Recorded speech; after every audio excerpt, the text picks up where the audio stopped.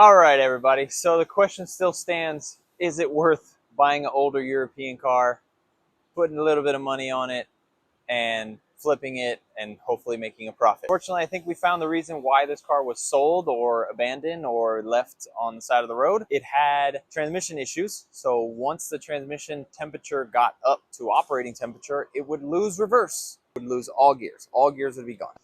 Thankfully, here at Lake County Euros, we have two DSC transmissions kind of just laying around doing nothing. This is the mechatronic unit. We're actually opening this transmission to see if we can repair that transmission. This transmission no longer exists from Volkswagen. You can't call the dealership and get a transmission. It's not an option. You can get it used. If you get it used and put it in, you still have to program this mech unit to that VIN.